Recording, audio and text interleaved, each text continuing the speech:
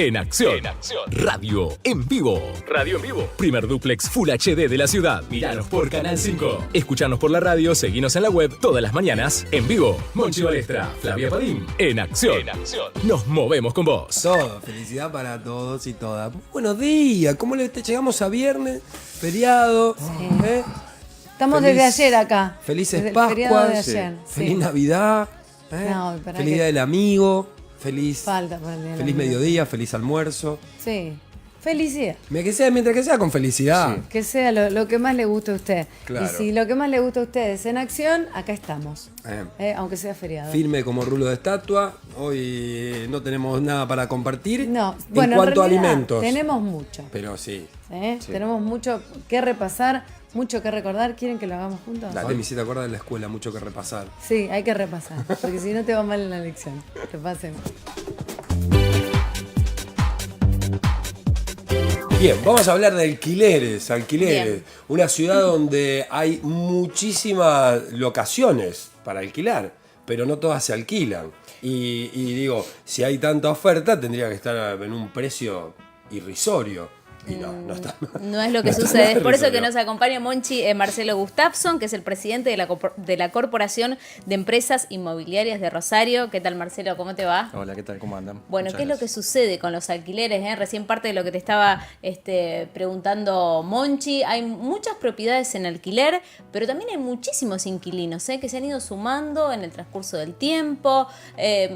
¿Cuesta cada vez más comprar una propiedad? Sí, la relación entre sueldos, entre salarios y la posibilidad de compra de un departamento, de una propiedad, se ha ido poniendo cada vez más difícil a lo largo de los últimos años. Es una tendencia que viene creciendo y la verdad es que no es solamente de la Argentina, sino que viene creciendo en toda la región. Y la verdad es que también, como decimos, se ha construido mucho en los últimos años, por suerte, y se ha volcado muchas propiedades, se han volcado al mercado locativo. Pero prácticamente no hemos tenido créditos para que la clase media acceda a comprar propiedades y esto ha ido inflando la demanda de alquileres de un sector que épocas pasadas compraba. ¿Y qué es lo que pasa, por ejemplo, con el plan Procrear, que ha sido uno de los caballitos de batalla, de hecho, del gobierno nacional, del gobierno kirchnerista? ¿Ha dado los resultados que realmente se esperaban? No se terminó de plasmar toda la cantidad de créditos que se había propuesto. Se habla de 137.000 créditos otorgados. Hay una pequeña continuidad de estos créditos. Se habla de 5.000, 10.000 más. Y ahora se está hablando de un nuevo plan de créditos donde se incorporaría a todos los otros bancos, quizás en un sistema mixto, no tan dependiente solamente del ANSES, sino que también los bancos formen parte del juego en la oferta del crédito. Claro, Marcelo, bueno, es importante destacar esto que vos decías recién. Antes, con el plan Procrear, solo tenían la posibilidad de sacar el crédito a través del banco hipotecario. Ahora, bueno, con el gobierno de Mauricio Macri se abre esta posibilidad de que sean otras entidades crediticias, que sean diferentes bancos privados. Digo, esto va a ser un poco más simple para aquellas personas que puedan acceder a los requisitos que se piden para poder sacar un crédito y poder adquirir una propiedad. Bueno, a ver, separemos dos temas. Por un lado, es cierto, se abre el juego para que todos los bancos ofrezcan y compitan en la oferta de los créditos. Lo que hay concreto hasta el momento es una comunicación del Banco Central dándole directivas a los bancos sobre cómo deben prestar un porcentaje de sus depósitos. ¿Qué dice estas directivas? Que se puede prestar para vivienda familiar, para un grupo que no supere los ingresos familiares, que no superen los 72.000, 73.000 pesos, que son 12 veces el salario mínimo, a una tasa fija durante el primer año del 22% anual y variable a partir del segundo año, que esa tasa se va a sacar en un promedio relacionado con la inflación y los depósitos a plazo fijos, más una tasa diferencial. En realidad hoy estaríamos hablando de una tasa del 28% si estuviera hoy variable, pero con la suerte de que se pone un techo, que esto también es interesante, que no puede pasar el coeficiente de variación salarial. Hoy está en el orden del 23,5. O sea, si hoy fuese un crédito de estos estuviera en tasa variable, no podría pasar de 23,5. Claro. Te lo pido porque yo voy medio lento. Para pasárselo en limpio a la gente del otro lado, ¿cuánta plata necesitaría más o menos ganar el asalariado para acceder a un hipotecario? O sea, ¿cuánta plata, cuánto sueldo tendría que ganar más o menos? Bueno, ahí está un poco el talón de Aquiles que tenemos eternamente con el crédito hipotecario. La calificación para un crédito siempre habla de que la cuota no debería pasar mucho más que el 30% de los ingresos familiares o de sus ingresos.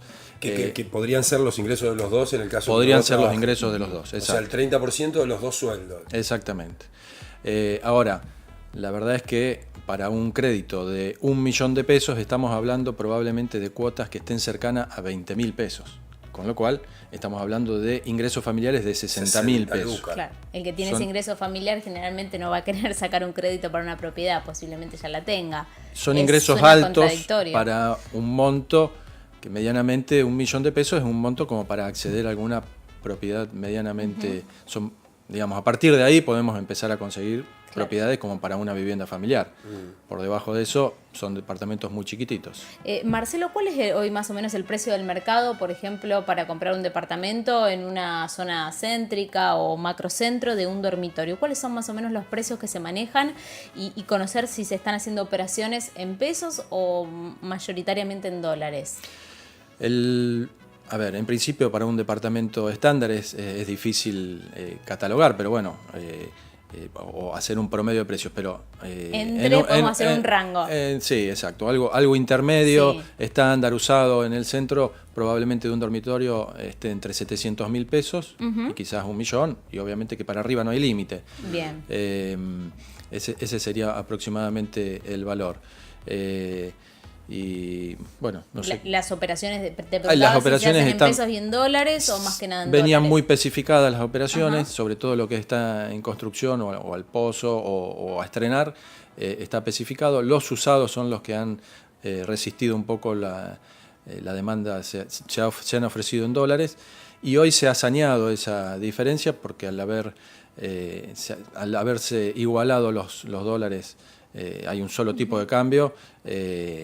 No hay variación, digamos. O sea, a ver, para ponerlo en claro, los departamentos que estaban pidiendo en dólares, un departamento usado que estaba pidiendo $100.000, hoy sigue pidiendo $100.000. Bien. En pesos no cambió y en dólares no cambió.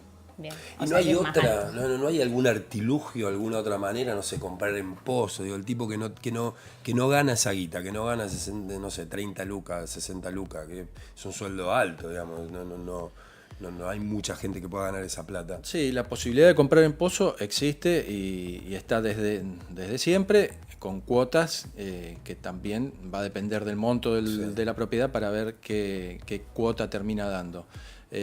Ahora, lo interesante de esta comunicación nueva del Banco Central es que se habilita otorgarse créditos no solo para las viviendas que estén escriturables, sino también para aquellas que estén en construcción a través de fideicomiso. Esto es novedoso, es nuevo y es una alternativa más que antes no existía. Bien, y la última pregunta que tiene que ver directamente, Marcelo, con el tema de la cantidad de inquilinos. ¿Que haya tanto inquilino hace que suban quizás el precio de los alquileres? Bueno, hay una situación de oferta y demanda del mercado. Es un mercado totalmente atomizado, o sea, tenemos 1 millón de habitantes y hay prácticamente... el 30% de las viviendas el 30% de la población alquila. Es un coeficiente que vino creciendo, que es alto, y está en demanda constante. Por supuesto que el crédito hipotecario alivianaría la demanda de alquileres. De todas formas, está en equilibrio el mercado de alquileres.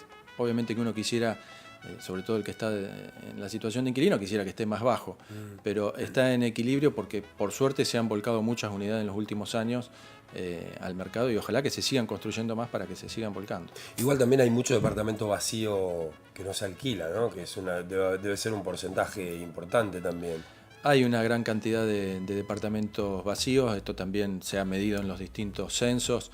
En Rosario particularmente habría que hacer una lectura. Hay mucha gente que es de la zona cercana a Rosario que tiene un departamento o que vienen los estudiantes durante la semana y el fin de semana se van, por lo tanto el día del censo probablemente no estaban en este departamento que usan.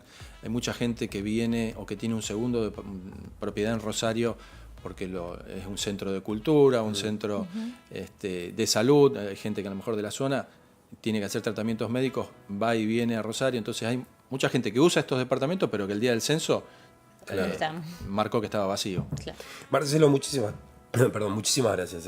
No, gracias a ustedes. Gracias por haber venido, para hacernos pensar un poquito. La verdad que no hay un horizonte muy optimista en cuanto al alquiler. Nunca se pudo. La clase media y la clase baja nunca tuvo acceso a la compra, ¿no? Es como se lo ve allá demasiado lejos. Es como un sueño no realizable. No debería ser un sueño, debería ser un acceso para todas. Pero venimos de las generación en personas generación así, digo. Es la materia pendiente. La verdad que muchas veces ya nos hemos quemado con aquello de que van a salir los créditos a valor, la cuota a valor del alquiler, y la verdad es que hasta ahora nunca lo pudimos lograr. Sería una utopía hermosa para que realmente puedan todos tener acceso a la vivienda. Muchísimas gracias. Gracias. Los riesgos que enfrentan los chicos y los adolescentes en Internet, viste que los papás tratamos de que los nenes estén con la tecnología, porque la tecnología es la apertura al mundo, es de este tiempo, pero le vamos a dar recomendaciones para evitar todo tipo de acoso, porque son increíbles las cifras que nos va a pasar ahora María Paula González Tomasini, que es la abogada integrante del Instituto de Infancia y Adolescencia. ¿Cómo va, Paula? ¿Cómo va? Buen ¿Todo día. bien? Buen día. ¿Cómo estás? Bienvenido, gracias por venir. Gracias a ustedes por invitarme. Siempre un gusto. Un placer. Me pasabas, hablábamos el otro día, me pasabas unos datos de grooming, ¿está bien dicho? Grooming, sí. Grooming. Hay una categoría de lo que se llama delitos informáticos contra menores o que envuelven a menores, y bueno, son 4 básicamente: el sexting, el grooming, el cyberbullying y el sextortion. Después hay una placa ahí de Power que vamos explicando cada uno, además para que la gente... Este es un programa que está muy bueno porque va para hoy que no hay clases, los chicos también los tienen que escuchar, los adolescentes sobre todo, porque Internet es algo que nos da muchas soluciones, nos brinda mucho acceso, está el derecho a la libertad de expresión, de investigación, pero ¿cómo usamos ese medio? Lo tenemos que usar responsablemente. ¿Y qué pasa con nuestros hijos? Porque, o sea, los adolescentes es un tema muy delicado porque quieren su independencia, su vida privada, pero también los papás tienen el control, la responsabilidad parental de qué está pasando, porque como bien decías, estos son delitos y estas son intromisiones, injerencias en la vida privada que están pasando en tu propia casa. Claro. Y hay una particularidad en el adolescente. ¿Por qué digo adolescente? Porque esto un nene o preadolescente, el niño más chico, digamos, no tiene este acceso. Pero ¿qué ocurre? Juega la vergüenza, son delitos que atacan la integridad, la intimidad. Entonces, básicamente se está utilizando a Internet y las redes sociales como un medio de extorsión o chantaje para después otros delitos mucho más graves como es la trata, pornografía infantil y cosas más severas. ¿Vos contabas casos que, por ejemplo, no sé, un papá o una mamá está en la cocina y el chico que está en el cuarto con su computadora puede estar siendo víctima de cualquiera de estos delitos? Así Totalmente, porque tenemos, mira, vamos a empezar.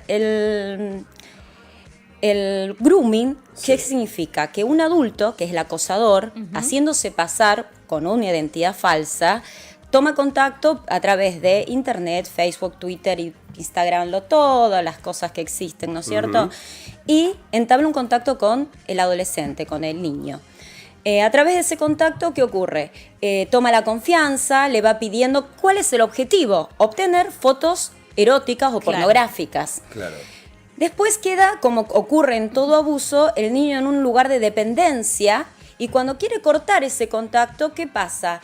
Lo empieza a extorsionar, que lo va a hacer público, que se lo va a publicar a la familia, entonces empieza a jugar la vergüenza.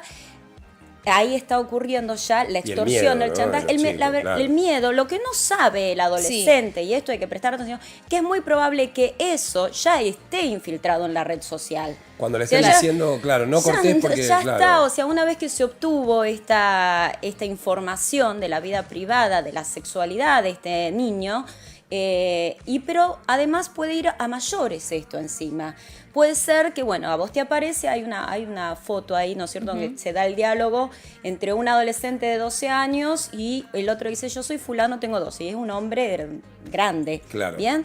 Dice, bueno, encontrémonos. ¿Por qué? Porque se enamora, se atraen, o sea, todo esto hoy, las relaciones Hay amorosas muchas identidades falsas también, es identidad María Paula, falsa, todo. se oculta a través de una careta. Ahí está, está bárbara. Te das cuenta que ahí Claro. muestra bien Una una nena. nena y te dice, yo soy fulanita, tengo tantos años, Dos. del otro lado yo soy, y mira quién es el que está atrás de la pantalla. José, tengo 13 años, dice del otro lado, Claro. y es un hombre mayor. Claro, claramente. ¿por qué? ¿Cuál es el tema más jodido de estos delitos? El anonimato. ¿Cómo hacen los padres, María Paula, para poder tratar de controlar lo que es el grooming, lo que son todos estos delitos que se presentan a través de las redes sociales? ¿Cómo pueden hacer los papás para evitar? Porque parece muy drástica la medida de decir, bueno, no se utiliza más la computadora, No se lo podés, utiliza menos no lo horas. podés sustraer al adolescente del mundo, pero sí cuando hablamos de información, no solamente esta información legal, que hay una ley que tiene 8 años, les cuento, que modificó el Código Penal y trata todos estos delitos, sino también meternos en la sociedad que viven nuestros hijos, aprender a usar la computadora. Es una obligación a esta Es una altura, obligación. es una Los obligación. adolescentes que crecieron en la Segunda Guerra Mundial, nosotros en esa época tuvieron que saber cuáles eran los riesgos de esa época. Hoy tenemos que ayornarnos y saber dónde crecen O nuestros sea, hijos. principal reto, papás tienen que aprender a utilizar la computadora, no hay vuelta atrás, Si no, no hay compu, prevención. teléfono, tecnología. Segundo, dialogar, hablar. O sea, y esto va para ambos, papás e hijos. Es verdad que sea a veces hermético, que no me invadas, que es mi vida y todo lo demás, pero bueno, tenemos que lograr que haya este diálogo y que te hablen. Porque hay 4 reglas, creo que hay una placa ahí, que cuando uno está invadido en esta privacidad, primero, cuando te llega algún material de estos, o vos los descubriste, no borrar. ¿Qué hacer? Porque vos decís, ¿qué hago? No lo borres. Segundo, O sea, no borres esos diálogos, no borres el diálogo, no borres la foto, no borres la amenaza, no borres la extorsión. Y no si la estás en borres. duda, también. No la borres. No No, borres la nada. borres porque borras la prueba del delito. Bien. No la reenvíes. Segundo, importante, no la reenvíes porque te convertís en cómplice. ¿Bien? Y aparte vos, acá es lo que se llama el acosador activo y el pasivo. El acosador pasivo es el que recibe toda esta info. Sí. Hacer la denuncia, que yo les traje bien, ahí está. No borres, no reenvíes, denunciar. Acá en Rosario ¿Dónde se tenemos, denuncia? bueno, hay un montón a nivel nacional que están las placas a donde tenés que denunciar y los teléfonos, que eso queda a disposición acá de la Perfecto. producción. Y en Lo Rosario ponemos. el Ministerio Público de la Acusación, que está en calle Moreno 1968, denunciar y guardar. Pedirle a alguien especialista en internet y todo más, guardar. Esos 4 pasos importantísimos, porque si no, vos por la vergüenza que se bordaste y borraste la prueba y después no hay cómo investigarlo.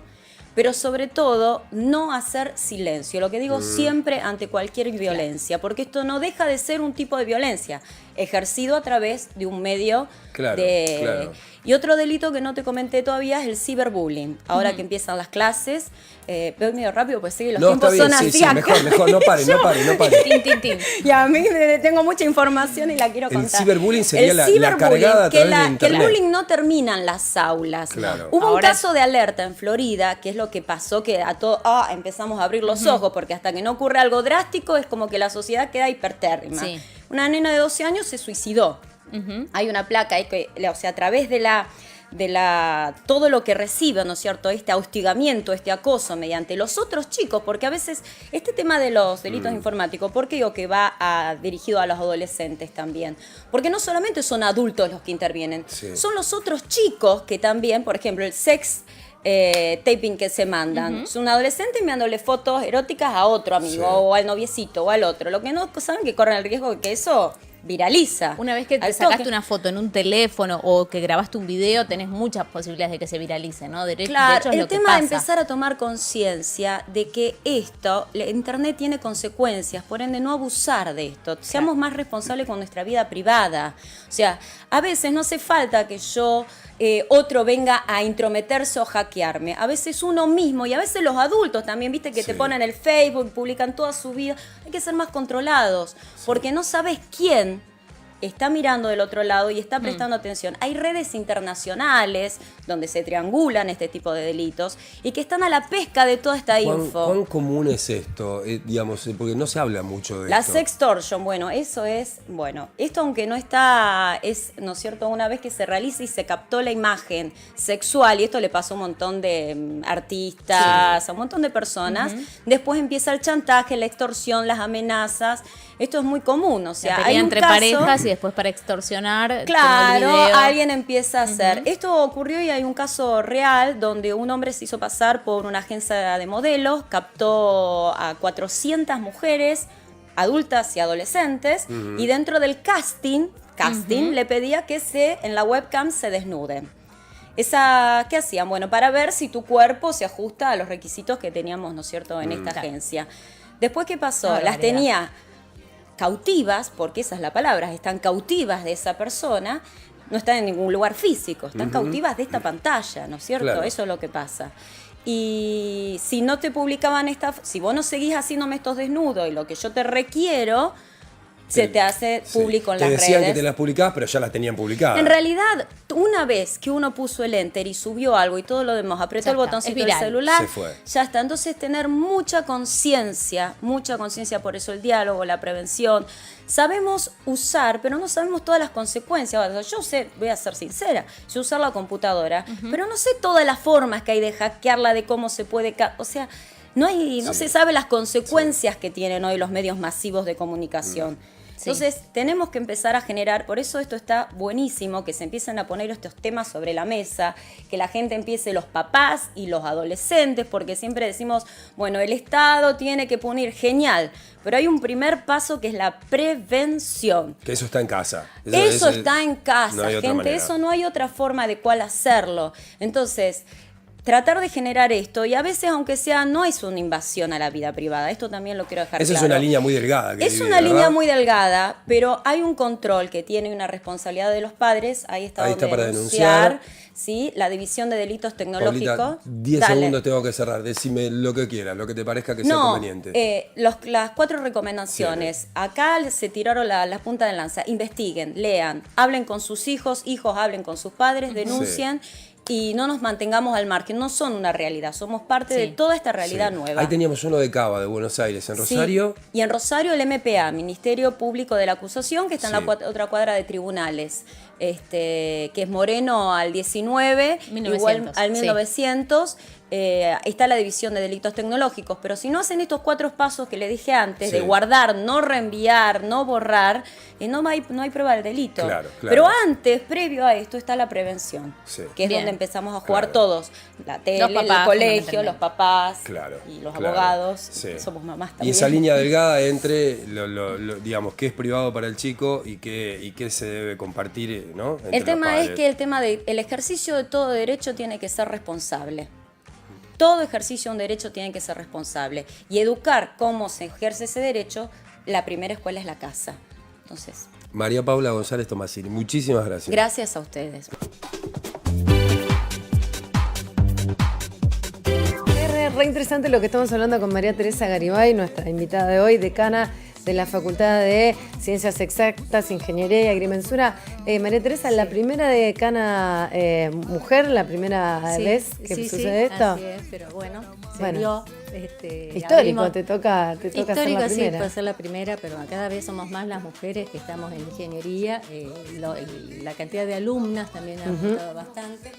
Y supongo que como en todos los ámbitos de la sociedad, cada vez las mujeres vamos ocupando lugares de más importancia, directivos, gerenciales. Te preguntaba, bueno, ya se inició la conversación preguntándole sobre la matrícula, porque hace unos 10 años atrás la matrícula en carreras como ingeniería, que suena por lo menos a la vista y al oído como muy difícil, como carreras largas, ha ido bajando, fue creciendo. Y vos nos contabas esto que es muy interesante de qué sucede desde los primeros albores de la educación con estas materias exactas, ¿no? Claro, yo lo que le estaba comentando que seguramente la matemática y la física no es bien recibida por muchas veces en la primaria o en la secundaria. Y es una pena que se tenga temor a encarar la matemática y la física, porque eso inhabilita por ahí que se animen a carreras como ingeniería, que son Claro. carreras desde mi punto de vista, lógicamente apasionantes, digamos, te permiten abordar problemas muy importantes para la sociedad. Así que yo le digo siempre a los chicos y chicas, anímense, porque es posible, digamos, no somos muchos los que hemos estudiado, los que nos recibimos. O sea, es un desafío también para los maestros de primaria y de secundaria me gustó la frase que usó Monchi, de erotizar un poco más a estas materias que parecen así muy complicadas y muy difíciles. Por ejemplo, a mí me encanta la electrónica, pero odiaba el análisis matemático.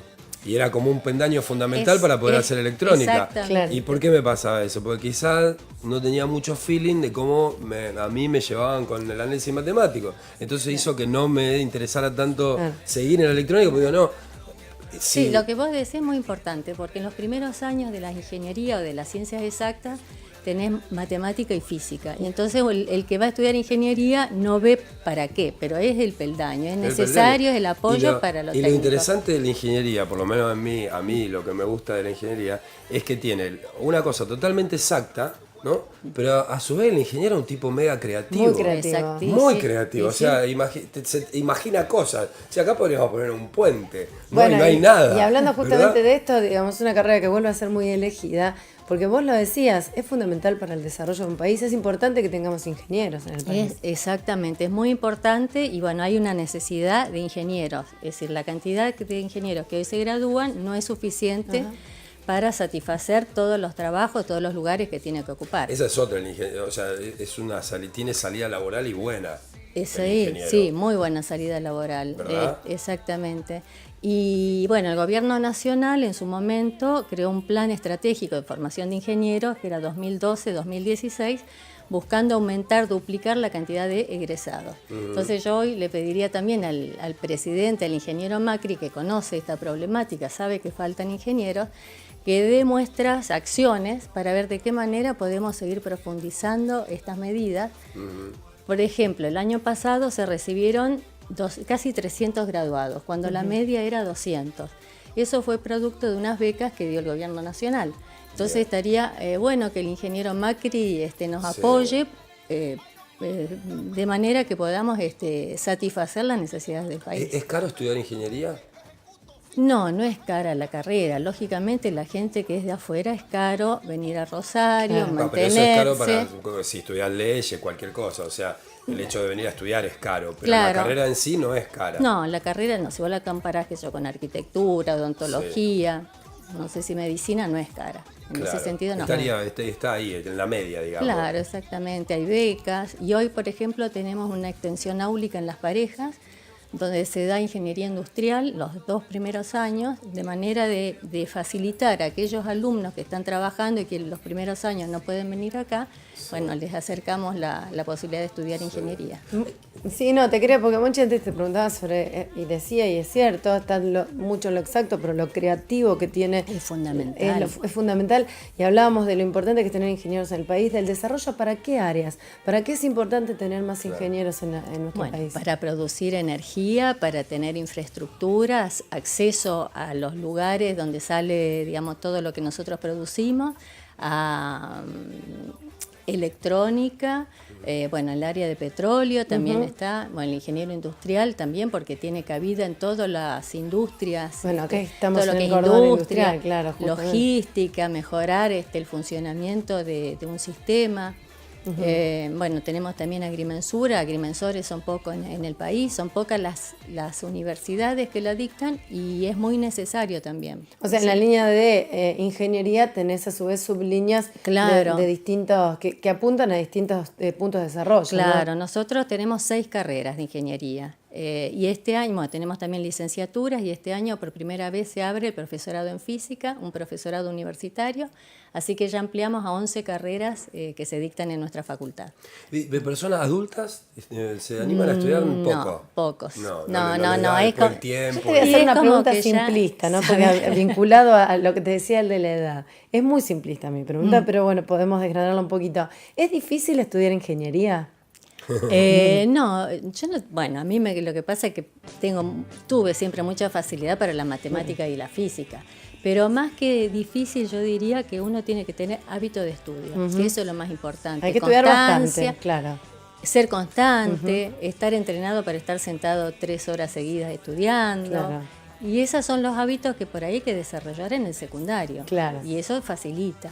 Entonces yo no digo que sea fácil, pero no es imposible de ninguna manera. Claro, por ahí para un adulto más grande ya es un poco más complicado, ¿no? Busca algo por ahí un poco más rápido. Pero más que nada porque tenés que tener dedicación y continuidad. Y a lo mejor el adulto tiene otros compromisos laborales y no le dan los tiempos, Claro, ¿no es puede cierto? Claro. Un placer, la verdad. Bueno, no, les agradezco a ustedes. La primera decana de la Facultad de Ingeniería, en 95 años de historia, es verdaderamente histórico, así que felicitaciones. Bueno, muchísimas gracias a ustedes. María por Teresa invitarme. Rivay con Muy nosotros. amable.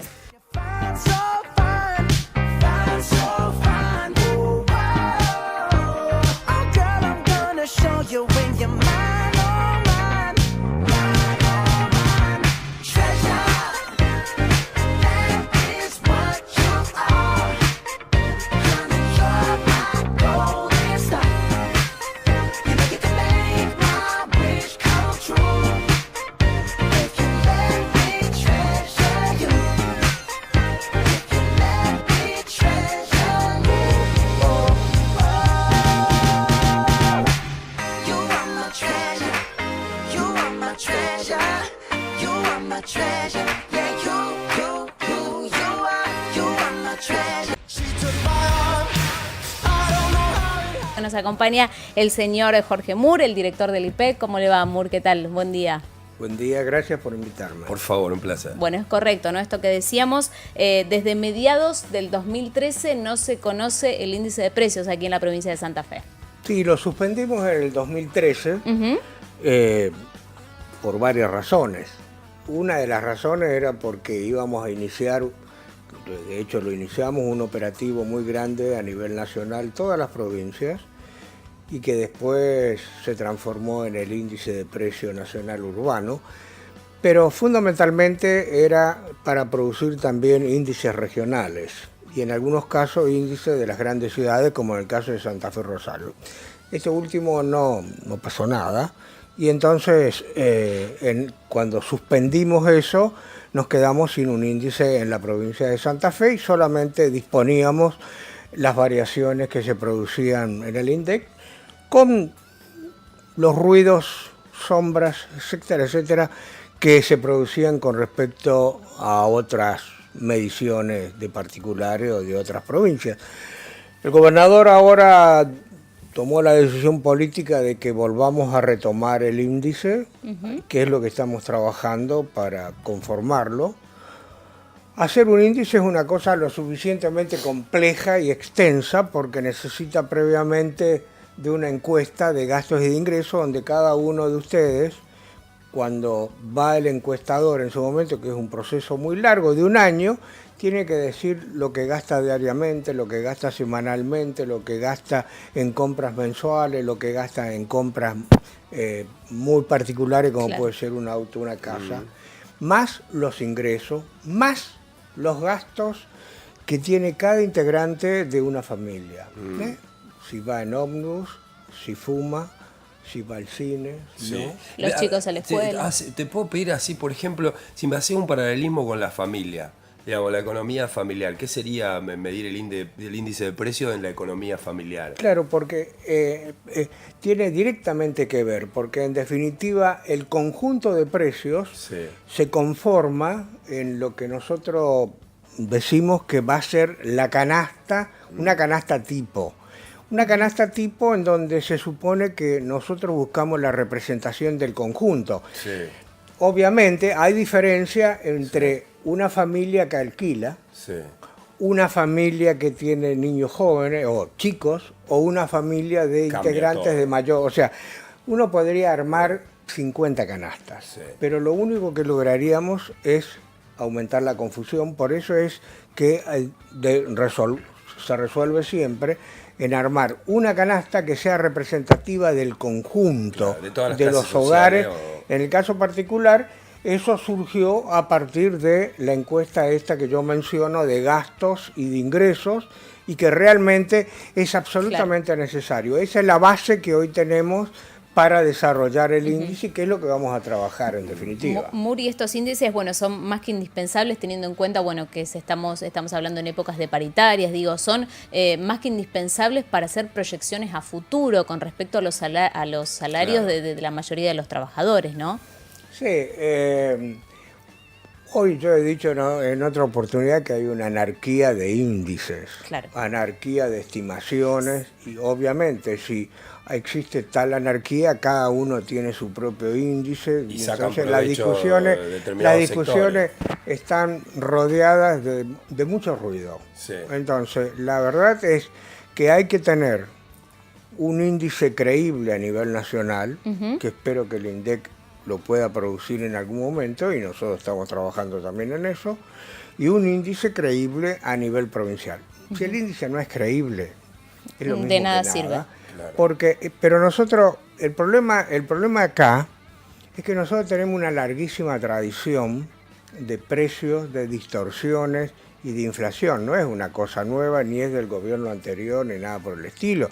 Si uno analiza la historia política de nuestro país, encontramos que gobiernos que han tenido que irse, gobiernos que no pudieron terminar su mandato constitucional, entre otras razones porque presentaba una variabilidad de precios muy grande, en algunos casos puntuales una hiperinflación, que fue como terminó el gobierno del doctor Alfonsín y cómo se inició el gobierno del doctor Menem. Esa anarquía de índice también es un terreno fértil para que todo se desmadre, porque no tenés base, no tenés una base sólida de dónde empezar, como decís vos, Belén, a calcular cuánto necesitas para vivir, cuánto necesita el pibe para el colegio, ¿verdad? ¿O claro, me equivoco? no, es absolutamente así. Lo que vos estás diciendo es una cuestión muy empírica y muy verificable, porque justamente cuando hay muchos precios o muchos índices y hay alta inflación, como es hoy, o sea, cuando hablamos de alta inflación hablamos de más de 2 dígitos. Si es 15, si es 20, si es 30, estamos hablando de alta inflación. Entonces, cuando se produce eso, los precios se desordenan, y una de las causas, entre las múltiples causas de la elevación de precios, justamente lo que vos comentás, la alta distorsión de los precios relativos. Claro, y ahí aparecen empresarios vivos también que aprovechan, y en ese desmadre por ahí, ¿no? Y por ahí suben precios, y uno que sabe. Es cierto, y lo que vos decís es otra de las razones cuando uno habla de precios. ¿Crees que salgamos a hacer unas charlas por ahí? No. Con el ascensor Valesca. Pero ¿por qué es importante? No. Porque en general en la inflación nadie tiene la culpa. A ver, ¿cómo es eso? Nadie tiene la culpa, porque si un comerciante marca es porque le dieron los precios y marca una tasa de ganancia. En las discusiones paritarias, los asalariados o los empleados quieren recuperar lo que supuestamente perdieron de su ingreso real. El Estado, en definitiva, es el último responsable. Y el Estado, en algunos casos, también es productora de inflación. Claro. Si el gobierno, bueno, pensemos hoy, que va dentro de poco va a dar el discurso Macri. Sí, 11:30 de la El gobierno mañana. ha tomado una actitud que yo creo que puede ayudar en la tendencia a disminuir la inflación, y ojalá que lo logre. ¿Cómo sería eso? Y, por ejemplo, hay una pauta dura en la política monetaria, en el sentido de que el dinero, lo que vos tenés en el bolsillo, lo que tiene en el bolsillo, lo reduce, y no hay ayuda de parte del Banco Central al Estado. El Estado, cuando tiene problemas, que tiene un déficit, ¿qué hace? Va al Banco Central y le dice: no me alcanza la plata para pagar los sueldos, no me alcanza la plata para esto, entonces emite. El Banco Central emite a través de distintas figuras. La figura más clásica es adelanto de tesorería. Entonces, eso es un monto espectacularmente elevado. Y por otro lado, entonces hoy ha reducido eso, y por otro lado trata de tomar parte del efectivo que está dando, lo cual tiene un efecto perverso, porque eleva las tasas de interés para que los bancos les compren los títulos, y a su vez reduce el monto de préstamo, la masa posible de préstamo al sector privado. Por eso es que en el discurso, en los comentarios de ayer de Pratgall, puso mucho énfasis en dos cuestiones, que ojalá que le salga bien.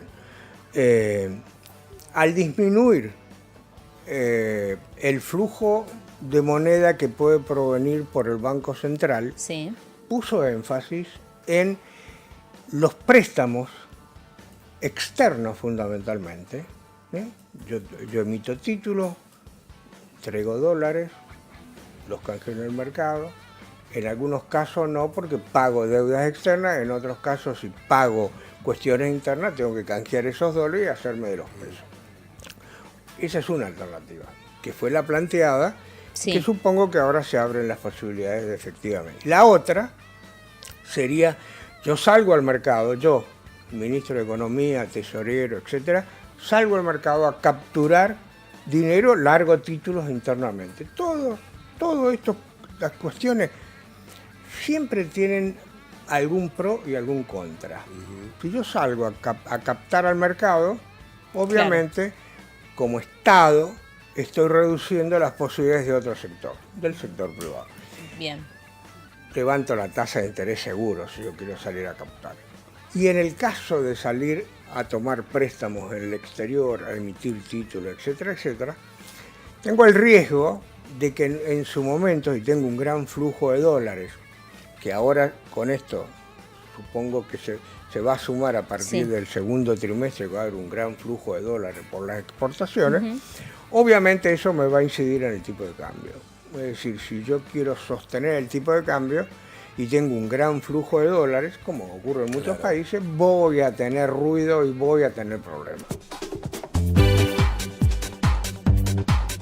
El nuevo Banco de Santa Fe generó esta nueva opción para productores, para empresarios que necesitan la posibilidad de generar un crédito para sus emprendimientos. Esto se puede hacer a través de la página del banco www.bancosantafe.com.ar. En tan solo 48 horas el banco te está dando una respuesta para saber cuáles son las condiciones para seguir adelante con este pedido de crédito.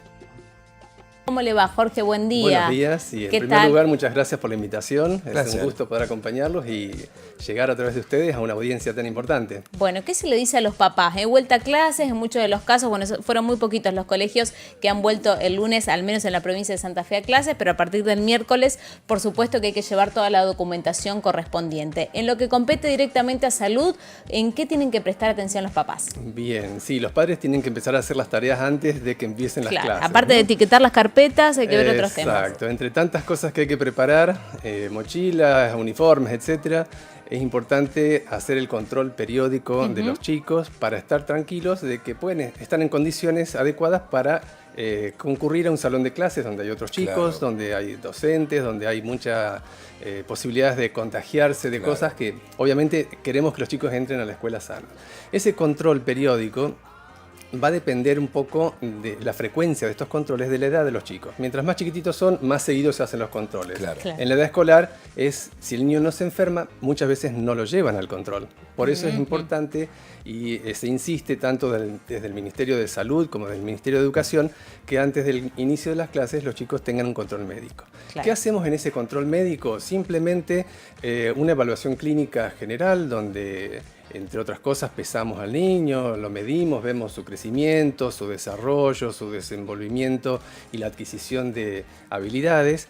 Y también, entre otras cosas, vemos el control de las vacunas. ¿Por qué es importante las vacunas? Llevar la libreta en ese momento de vacunas. Exacto. Uy, me la olvidé, dicen. No. Bueno, es importante que al concurrir al control médico se lleve la documentación, ya sea el historial previo de cada niño, porque a veces también puede haber una consulta con un profesional o un equipo de salud que no es el habitual, y acompañar eso siempre de la documentación de las vacunas.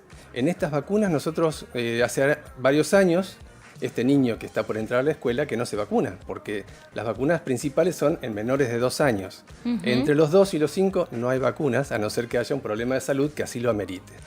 Entonces, la vacuna al ingreso escolar es a los 5 años. Esto lo quiero reforzar porque anteriormente el ingreso al era a preescolar. primer grado. Claro, ahora es en preescolar. Ahora el ingreso es a preescolar, es ciclo inicial, y los niños están alrededor de los 5 años, están cumpliendo los 5 años. También es importante recalcar que no todos los chicos tienen que ir a vacunarse antes del inicio de clases. Tienen que vacunarse cuando cumplen los 5 años. ¿Por qué digo esto? Porque todos los días hay niños que cumplen 5 años. Entonces no hay que abarrotar los servicios, apurarse antes del inicio de clases, sino que esperar a que el niño cumpla 5. Entre 5 y 6, cuanto antes, más cerca de los 5, pero ya con 5 años cumplidos. De todas maneras, en los establecimientos educativos piden toda esta libreta, los certificados correspondientes. Digo, bueno, también es una manera de avalar que los papás, cumplan con estos requisitos. Tal cual, tal cual. En la provincia de Santa Fe hay un calendario o un carnet de salud escolar en donde está no solamente estipulado los controles de salud clínicos, físicos, sino también el control visual, el control auditivo, el control de la salud bucal y el tema de las vacunas, si están completas o no. Y a los 5 años, ¿qué hay que poner ya para ir directamente a las vacunas del ingreso escolar? Son 3 vacunas. La Sabin seguro. La Sabin seguro, ¿Quién no se acuerda que son de las la gotitas Sabin? en la boca, Claro. que es muy simple, y 2 vacunas que son inyectables. Una es la triple viral, que protege contra el sarampión, la rubéola y la papera, y la otra es la triple bacteriana, que protege contra la difteria, el tétanos y se me fue ahora. Sí, no importa. Esas La tos enfermedades. La tos convulsa. Sí, iba a decir Sí. que luche, pero para hacerlo más fácil. La tos convulsa. Ya no se ven casi esas enfermedades, ¿verdad? ¿O me equivoco? Bueno, difteria y tétanos, por suerte, ya hace muchos años que no se ven, si bien hace poco hubo un caso en una persona adulta, pero la coqueluche sí, la tos convulsa, que es más conocida. Esta enfermedad sigue estando presente porque los adultos somos portadores de esta bacteria y podemos transferírsela a los niños que no están bien vacunados. Entonces, es importante, esta vacuna está dentro del calendario de vacunación del menor de 2 años con un refuerzo a los 5 años.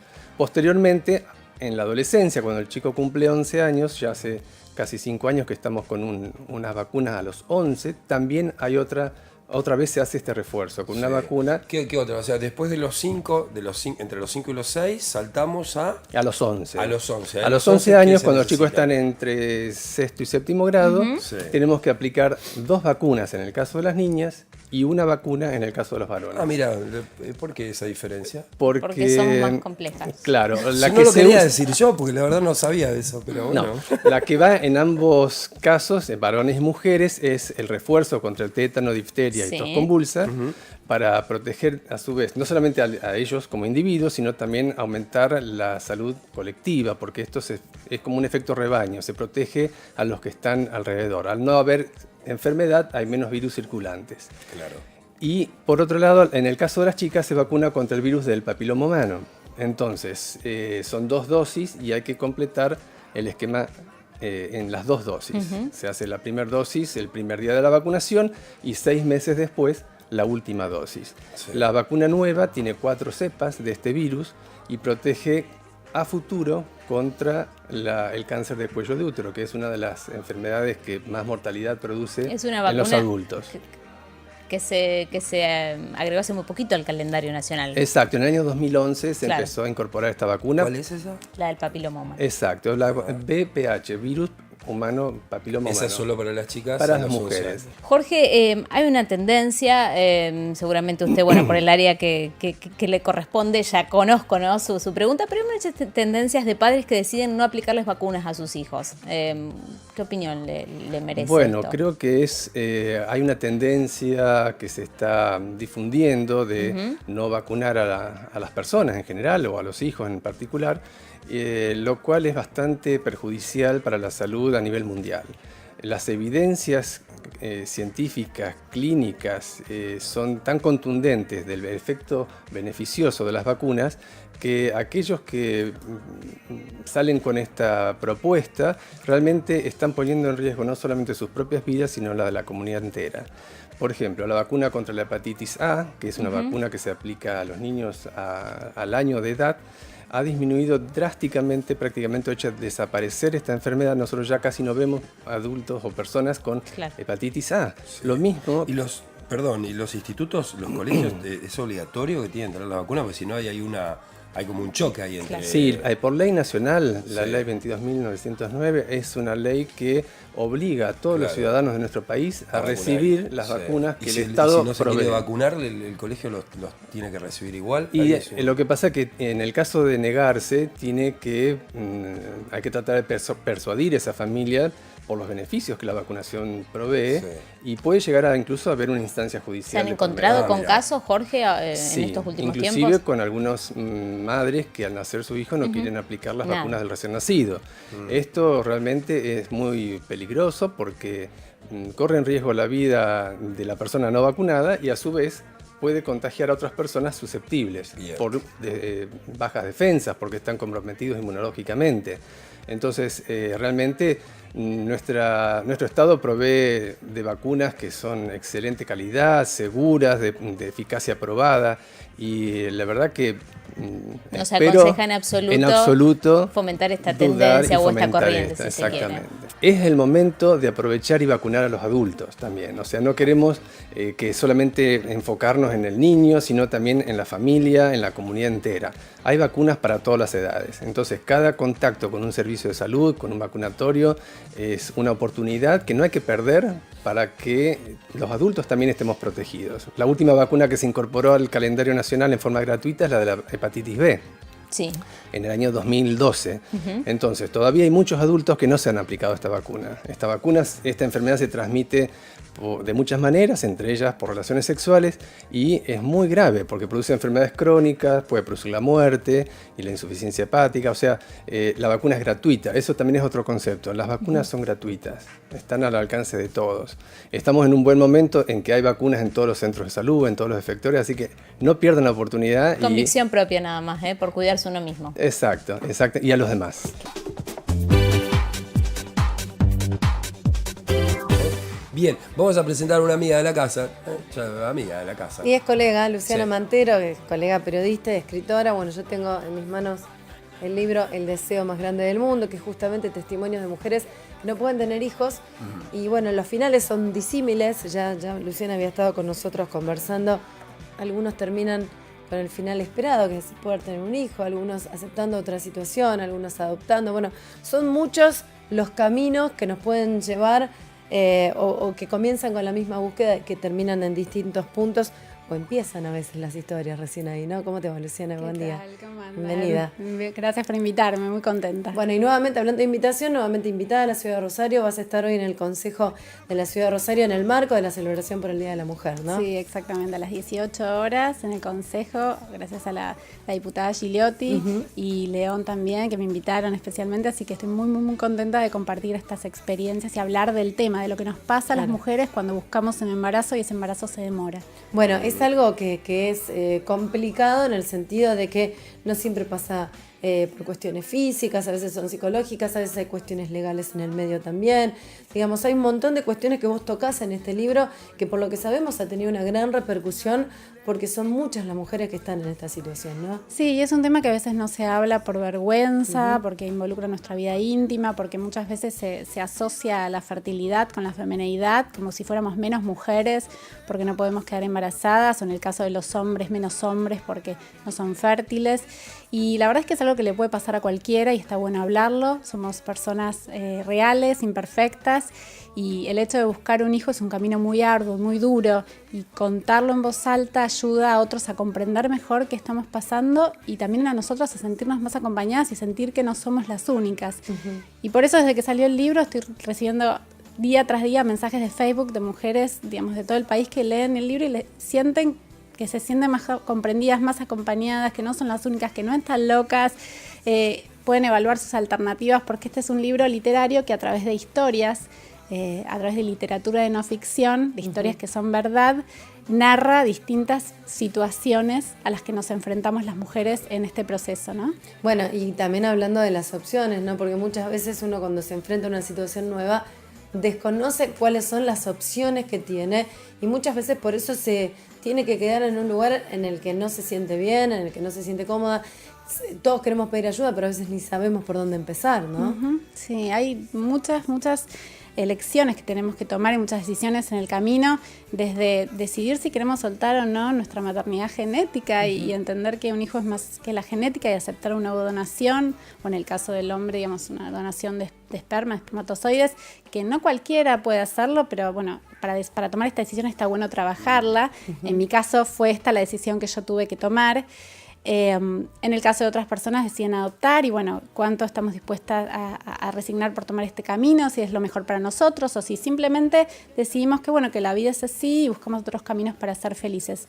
Yo creo que hay un montón de recursos, terapias, centros de fertilidad que tienen algún apoyo en algunos casos psicológicos. Es tan importante para transitar este camino. A mí realmente encontrar una persona que entendiera de lo que yo estaba hablando, que fuera especialista en el tema, me abrió el mundo y me ayudó a aceptar lo que me estaba pasando y animarme a dar otro paso en busca de esa maternidad que nos llegaba de forma natural, ¿no? Sí, sobre todo teniendo en cuenta que no te pasaba solamente a vos, que te diste cuenta que le estaba pasando a mucha más gente, a la mujer y al hombre, ¿no? A la pareja que acompaña. Esto es una cuestión familiar. Totalmente. Bueno, el tema de la pareja es clave. Bueno, a ver, cuando tenemos que tener relaciones un día a determinada hora, trastorna toda nuestra vida íntima, nuestra vida de pareja cuando el hombre tiene menos deseo que la mujer o a veces al revés, ponernos de acuerdo, charlar sobre lo que nos pasa, poner el corazón sobre la mesa. Yo tuve la suerte de tener una pareja que me acompañó y me respetó y que hicimos todo en conjunto y fue hermoso. Pero también hay casos de parejas que terminan separadas, como cuento en el libro, porque no pueden poner en común sus sentimientos. Y bueno, por eso hay que aprender de otros ejemplos, ¿no? Claro. Yo agradezco todos los días hoy tener a Joaquín después de todo este proceso. Mi embarazo llegó naturalmente, pero fue una vuelta inesperada del destino. Pero tuve que hacer todo un proceso de búsqueda y tuve que aceptar lo que me estaba pasando. Y bueno, trato de, a partir de mi propia experiencia, que es la que cuenta el libro, además de las experiencias de otras 9 mujeres, ayudar al dar, digamos, no dar consejos, pero sí ayudar a que otros puedan pensar cuál es la mejor alternativa para cada uno, porque no hay una sola forma de atravesarlo. Claro que no. Sí. Y menos una cuestión tan compleja, ¿no? Como Totalmente. todas las cosas en la vida, cuando vos tenés, ¿no?, a alguien que te marca punta de flecha, aunque sea para 9 horizontes distintos, pero que son experiencias de vida, a uno le da más coraje, ¿no? Le da más de ponerle más garra y salir adelante, porque como decís vos, a veces son experiencias muy frustrantes, ¿no? Que uno termina muy dolido, muy golpeado, y si ves que hay otro que también que lo pasó, y cuánto le costó, y cuánto tiempo lo lograron, en cuánto tiempo.